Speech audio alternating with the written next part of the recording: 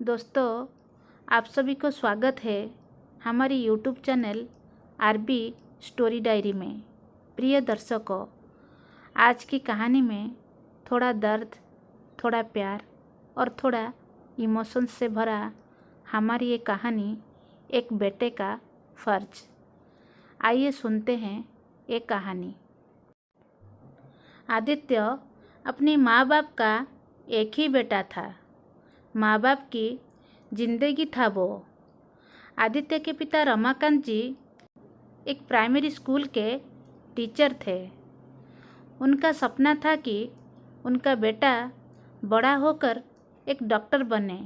इसीलिए वो बैंक से कुछ रुपये लोन लेकर बेटे को पढ़ाने के लिए शहर भेजे। शहर में बेटा मन लगा के पढ़ाई की और ऐसे ही 3-4 साल कहाँ गुजर गया पता ही नहीं चला। पढ़ाई ख़त्म होने के बाद दिल्ली में एक अच्छा हॉस्पिटल में उसका जॉब हो गया। ये बात आदित्य अपनी माता पिता को बोला तो वो बहुत खुश हुए। आदित्य के पापा बोले, बेटा, डॉक्टर बन के आज तुमने मेरा सपना पूरा कर दिया। मैं बहुत खुश हूँ बेटा। फिर आदित्य दिल्ली चला गया। नया जगह, नई दोस्त, सबके साथ आदित्य एडजस्ट करके चलना सीख गया। धीरे धीरे समय गुजरता गया। आदित्य भी अपनी काम में व्यस्त रहता था और जब समय मिलता था तो दोस्तों के साथ मज़ा मस्ती में आदित्य का दिन बीत रहा था। फिर कुछ ऐसा हुआ उसकी ज़िंदगी में कि वो खुद को ख़त्म करने के लिए सोच लिया। आदित्य खड़ा हुआ था अपनी टूटे हुए ख्वाब के राख के ऊपर। आँखों से उसके अभिमान के आंसू बह रहे थे।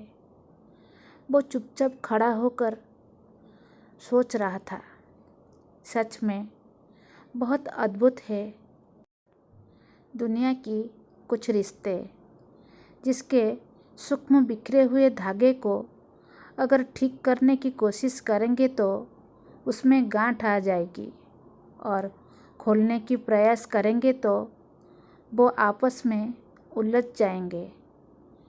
ये कैसा जीवन है हमारी। ना तो किसी चीज़ को छोड़ पाते हैं एक पल के लिए और ना ही पकड़ पाते हैं पूरी ज़िंदगी।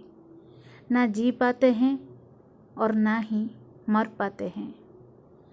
वो बहुत नसीब वाले होते हैं जिसकी ज़िंदगी में कोई प्यार करने वाला होता है। ऐसा कुछ पल आदित्य की ज़िंदगी में भी आया था। आदित्य के ज़िंदगी में एक ऐसी ही लड़की आई थी जिसे आदित्य दिलो जान से प्यार करता था, लेकिन वो लड़की बेवफा निकली। उसने आदित्य को धोखा देकर किसी और के साथ चली गई। इस बात से आदित्य का दिल टूट गया था। रिश्तों से उसका विश्वास उठ गया था। सोचा, इस ज़िंदगी में और रखा क्या है, कुछ नहीं। इस दुनिया के सारे लोग बहुत ही स्वार्थी हैं। सब ने अपने बारे में ही सोचा। क्या कुछ नहीं किए थे मेरे दोस्त के लिए, मेरा प्यार के लिए, लेकिन सब ने हमें धोखा दिया, मेरे इमोशन के साथ खेले। जिसको दिल से चाहा था, इतना प्यार दिया था, वो भी मुझे नहीं समझा। औरों के जैसा वो भी मुझे छोड़कर चली गई। ऐसे सेल्फिश दुनिया में मुझे नहीं रहना, ये कहकर वो बैठ गया। वो सोच ही लिया था मुझे मरना ही है। हाथ में उसकी जहर मिला हुआ एक जूस का ग्लास था। आदित्य सोच रहा था, अब कुछ समय के बाद मैं एक अलग दुनिया में चला जाऊंगा। यही सोचकर उस जूस के ग्लास को पीने ही जा रहा था कि उसी वक्त उसके फ़ोन की आवाज़ सुनाई दिया। उसने नहीं उठाया, ऐसे ही अपनी आंख बंद करके बैठा रहा। जब बार बार फ़ोन की आवाज़ सुनाई दिया तो आदित्य अपनी आंख खोल के देखा, कौन उसको बार बार कॉल कर रहा है। जाके देखा तो कॉल पे उसकी छोटी बहन नैना थी। वो देख के चौंक गया कि नैना इस वक्त मुझे क्यों कॉल कर रही है। फिर सोचा, ठीक है, मरने से पहले एक बार अपनी छोटी बहन से बात कर लेता हूँ कि वो क्यों कॉल कर रही है। फिर जाके आदित्य कॉल उठाया और हेलो कहा तो उसकी छोटी बहन नैना ने कहा, भैया तुम कॉल क्यों नहीं उठा रहे थे? माँ को बहुत घबराहट होने लगी थी। भैया तुम ठीक तो हो ना? आदित्य ने कहा, हाँ नैना, मैं ठीक हूँ। तू बता, तुम्हें ऐसा क्या ज़रूरी आ पड़ा जो तुम्हें इतनी रात को मुझे कॉल करना पड़ा? आदित्य की बहन ने कहा, हाँ भैया, कुछ ऐसे ही बात है। उसने एक कहकर रो पड़ी। आदित्य ने कहा, तुम रो क्यों रहे हो? घर में सब ठीक तो है ना? माँ पापा सब ठीक है ना? आदित्य की बहन ने कहा, कुछ ठीक नहीं है भैया, मैं अब हॉस्पिटल में हूँ। ये सुनकर आदित्य कहा, हॉस्पिटल? हॉस्पिटल में तुम क्या कर रही हो? नैना ने कहा, कल सुबह पापा आंगन में बैठे हुए थे। अचानक उनका तबीयत खराब होने लगा। उनके सर चकराने लगा। वो वहीं गिर पड़े और बेहोश हो गए। उनको तुरंत हमने हॉस्पिटल ले आए। अब वो आईसीयू में है और तुम्हें देखने के लिए, तुम्हारी आवाज़ सुनने को वो तड़प रहे हैं। प्लीज़ भैया तुम आ जाओ जल्दी। पापा का ऐसा हालत देख के माँ रो रो के अपना बुरा हाल कर लिया है। माँ पापा और हम सब तुम्हें बहुत मिस कर रहे हैं। मैं अकेला ये सब नहीं संभाल पाऊँगी। ये बोलकर नैना भी रो पड़ी। अपनी छोटी बहन को ऐसे रोता हुआ देख के आदित्य की आंखों में भी आंसू आ गया। उसको भी बहुत तकलीफ हुई। तभी आदित्य के माँ ने नैना को कहा, तुम किससे बात कर रहे हो? नैना ने कहा, आदि भैया से।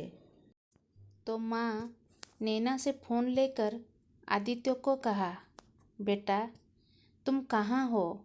हमने तुम्हें कितनी कॉल की है, मैसेज किए हैं, लेकिन ना तो तुम कॉल किए और ना ही मैसेज का रिप्लाई।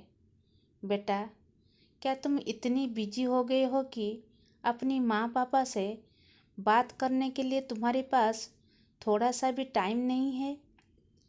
आज अगर तुम्हारे पापा को कुछ हो गया होता तो क्या तुम खुद को माफ़ कर पाते? बोलो। आदित्य चुपचाप अपनी माँ की सारी बात सुन रहा था। उसके पास अपनी माँ के सवालों का कोई भी जवाब नहीं था। वो क्या बोलेगी? उसे खुद से नफरत होने लगा था। वो खुद को दोष दे रहा था।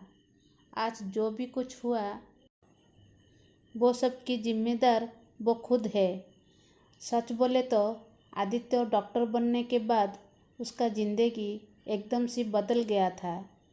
अपने दोस्त और काम में इतनी व्यस्त हो गया था कि वो कुछ पल के लिए भूल ही गया था कि गांव में उसके बूढ़े माँ बाप है और एक छोटी बहन भी है। आदित्य अपनी गलती समझ गया था, खुद को दोष दे रहा था। आज वो जो इतना बड़ा डॉक्टर बन पाया है वो सिर्फ अपने पिता के बलिदान के कारण संभव हो पाया, और मैं उस पिता को कैसे भूल गया। ये बोलकर वो बहुत ज़ोर ज़ोर से रोने लगा और कहा, ये मैं क्या करने जा रहा था? आज मैं बहुत बड़ी गलती करने से बच गया।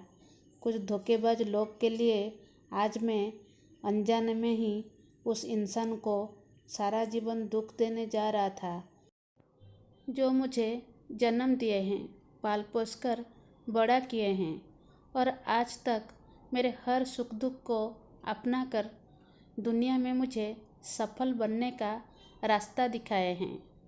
आज अगर मैं मर जाता तो मेरे दुश्मन जो है वो खुश हो जाते, लेकिन मेरी माँ पापा जीते जी मर जाते।